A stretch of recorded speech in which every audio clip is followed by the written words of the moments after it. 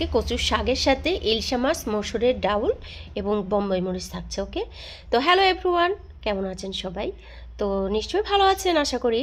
তো আজকে আমার রান্নাটা একটু অন্যরকম, কারণ সব ধরনের মশলা আমি রেডি করে রেখেছি এখানে। তো আপনার রসুন, পেঁয়াজ এবং বোম্বাই মরিচ, কাঁচা মরিচ, শুকনো মরিচ এবং এগুলোর সাথে আরও যা যা লাগে আর সরিষার তেলটা অ্যাড করেছি, কারণ এই সরিষার তেল দিলে একটু টেস্টি হয় বেশি, এই কারণে সরিষার তেলটাও দিয়ে দিয়েছি। যে শুকনো মরিচ, পেঁয়াজ, রসুন এগুলো সব কিছু থেঁতা করে রেখেছিলাম, রসুনটাও।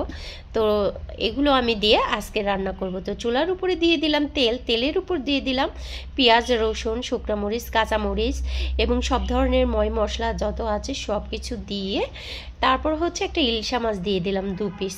ঠিক আছে, তো ইলশা মাছটা দিয়ে দিলাম, কারণ ইলশা মাছটা এটা ভুনা করার পরে তারপরে ইলশা মাছ দিয়ে দিলাম।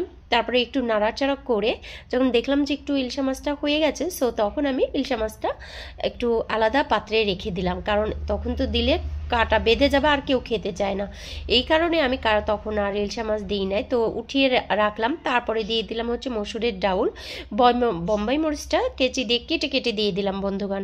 তো এরপরে দিয়ে আমি সুন্দর করে একটু নাড়াচাড়া করে আবার দেখলাম যে একটু তেল লাগবে, তখন আবার একটু অতিরিক্ত তেল দিয়ে দিলাম। এরপর দিয়ে দিলাম কচুর পাতা দিলাম, কিন্তু যেহেতু ছোট কড়াই, মাটির বড় কড়াই পাওয়া যায় নাই, এই কারণে এই কড়াইটা দিয়েই আমি রান্না করা শুরু করেছি। তো যেহেতু ছোট কড়াই, এই কারণে আমি কচুর পাতাগুলো কেচি দিয়ে কুচি কুচি করে কেটে দিয়েছিলাম। কেটে দেওয়ার পর একটু মসুরের ডাউল দিয়ে সুন্দর করে একটু নাড়াচাড়া করে ঢেকে দিলাম। ঢেকে দেওয়ার পর বেশ কিছুক্ষণ পর আমি আবার ঢাকনাটা উঠিয়ে নিলাম এবং আমার কচুর শাকটা দেখি আউড়ায় গেছে।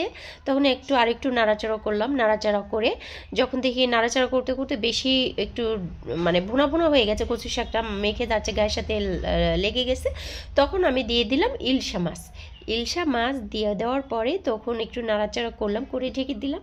তারপর যখন একটু কষিয়ে গেছে বেশি, তখন আমি একটা হচ্ছে যেটা ঘুটুনি বলে, ডাল ঘুটুনি, মানুষ বিভিন্ন বলে নাম, আসলে এটার নাম ডাল ঘুটুনি বলি আমরা সাধারণত।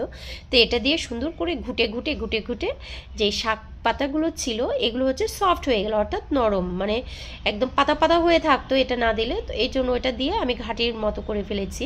আর তার সাথে আরেকটু তেল অ্যাড করলাম, সরিষার তেল আর হচ্ছে সয়াবিন তেল দিয়ে দিলাম।